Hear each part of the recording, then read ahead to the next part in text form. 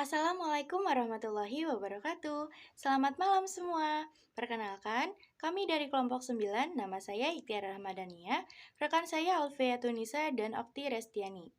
Pada kesempatan malam ini, kami akan mempresentasikan hasil kerja kelompok kami mengenai hakikat dan konsep dasar integrasi, peristiwa integrasi, dan perubahan sistem bahasa atau aspek resapan. Hakikat dan konsep dasar integrasi. Integrasi adalah unsur-unsur yang berasal dari bahasa lain yang terbawa masuk secara sistematis dan sudah dianggap menjadi warga bahasa tersebut tanpa disadari oleh penuturnya. Proses integrasi ini tentunya memerlukan waktu yang cukup lama. Hal ini disebabkan karena unsur yang integrasi itu telah disesuaikan dengan bahasa Indonesia, baik lafalnya, ejaannya, maupun tata bentuknya. Salah satu proses integrasi adalah peminjaman kata dari satu bahasa ke bahasa lain. Sejumlah orang menganggap bahwa bentuk literasi tertentu sudah terintegrasi, tetapi sejumlah orang yang lain belum menganggapnya. Hakikat dan konsep dasar integrasi. Jika satu unsur integraf terjadi secara berulang-ulang dalam tuturan seseorang atau sekelompok orang sehingga semakin lama unsur itu semakin diterima sebagai bagian dari sistem bahasa mereka, maka terjadilah integrasi. Dalam proses integrasi, unsur serapan itu telah disesuaikan dengan sistem atau kaidah bahasa penyerapnya, sehingga tidak terasa lagi keasingannya. Sesuai bentuk unsur integrasi itu selama terjadi begitu cepat.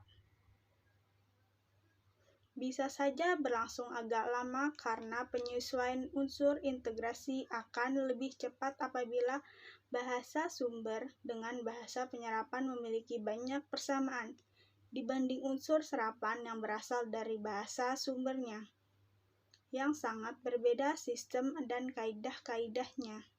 Cepat lambatnya, unsur serapan itu menyesuaikan diri terkait pula pada segi kadar kebutuhan bahasa penyerapannya. Peristiwa integrasi. Integrasi merupakan akibat dari terjadi kontrak bahasa. Kedua peristiwa itu pada hakikatnya adalah peristiwa pemakai unsur bahasa yang satu ke dalam unsur bahasa yang lain yang terjadi dalam diri penutur. Integrasi lebih cenderung sebagai gejala bahasa atau language dapat terjadi dalam setiap anggota masyarakat dan peristiwanya tidak terasa lagi sebagai penyimpangan karena unsur-unsur serapan itu telah memasyarakat dan diperlakukan seperti sistem bahasa penyerapannya.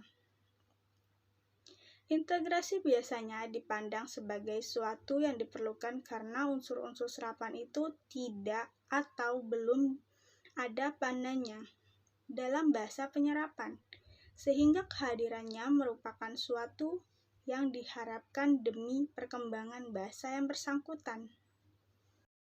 Peristiwa integrasi. Integrasi merupakan sebuah unsur-unsur pinjaman bahasa dari bahasa asing yang dipakai dan dianggap bukan sebagai unsur pinjaman bahasa.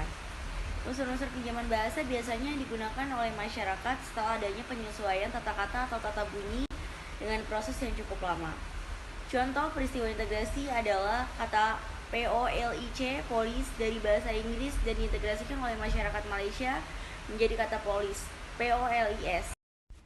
Perubahan sistem bahasa. Perubahan bahasa atau dinamika bahasa mengacu pada perkembangan bahasa dan merupakan kajian bidang ilmu linguistik historis dan juga sosiolinguistik. Perubahan bahasa biasanya tidak disadari oleh penutur bahasa biasa karena pada dasarnya bahasa berfungsi sebagai alat komunikasi sinkronis yang perubahannya tidak terlihat. Adapun penyebab perubahan suatu bahasa yaitu yang pertama, asas manfaat dan evolusi bahasa.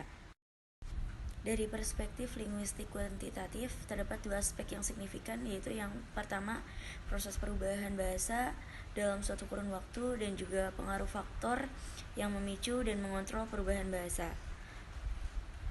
Semua bahasa yang hidup mengalami perubahan, dan perubahan itu dari aspek apapun, seperti kosakata, pengucapan, dan dalam tata bahasa. Kesimpulannya adalah, proses penyesuaian unsur integrasi akan lebih cepat apabila bahasa sumber dengan bahasa penyerapnya memiliki banyak persamaan dibandingkan unsur serapan yang berasal dari bahasa sumber yang sangat berbeda sistem dan kaidah-kaidahnya.